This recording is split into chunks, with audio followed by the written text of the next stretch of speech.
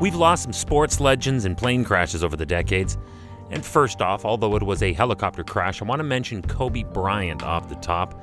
But plane accidents have taken from us baseball immortals like Roberto Clemente, Thurman Munson, and more recently, Roy Halladay, as well as golfer Payne Stewart and the entire Russian hockey team Lokomotiv. There have been so many, too many to list them all here. Hi, I'm Chris May, host of This Day in Weather History, a podcast from the Weather Network in Canada. Today, we remember the tragic loss of NASCAR champion and team owner Alan Kulwicki. This Day in Weather History.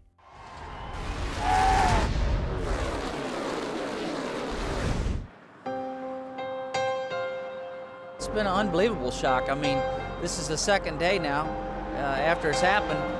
The sun came out. I mean, made everything feel a little better around here. But, I mean, yesterday, boy, I tell you, it was a bad deal. And it's going to be bad for a long time. Whatever went wrong apparently happened fast. So fast that air traffic controllers never got an indication of the problem. The transporter that carried Alan's car has made its final lap, and the checkered flag has fallen for the final time. On the evening of April 1st, 1993, the world lost a great driver and team owner when Alan Kulwicki was killed in an aviation accident when the Swearingen Merlin 3 twin turboprop he was flying crashed near Bloutville, Tennessee, while on approach to the nearby Tri-Cities Regional Airport.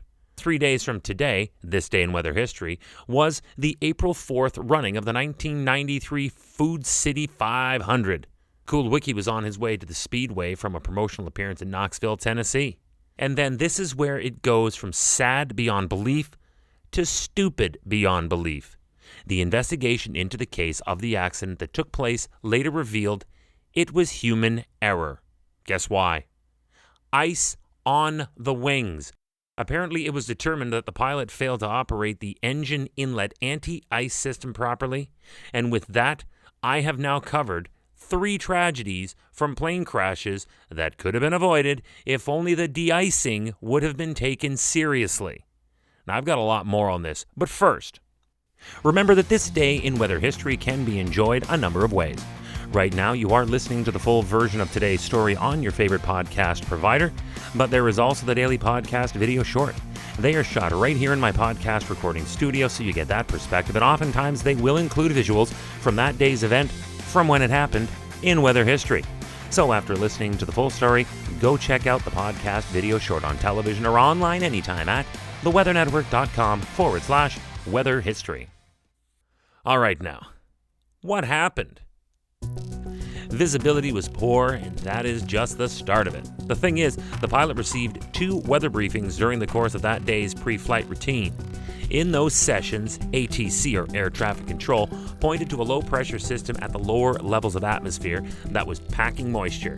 The temperature at that altitude was supportive of freezing, so the officers alerted the pilot of the distinct possibility of icing on the wings during flight. In the airspace over the flight path, this is exactly what unfolded.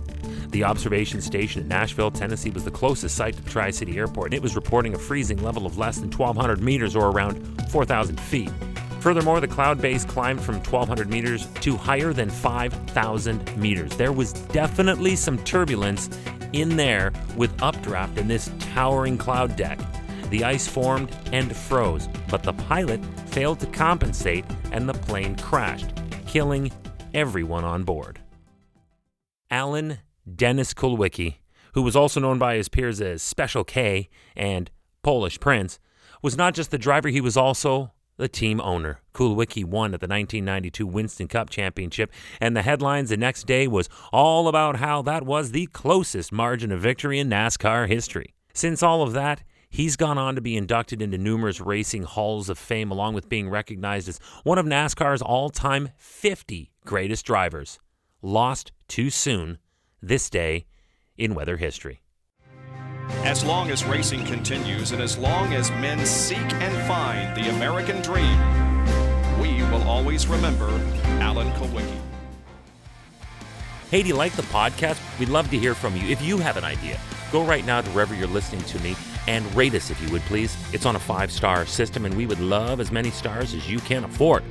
So rate us, but then also review us. This way we can always stay on top of how you'd like to see the show evolve.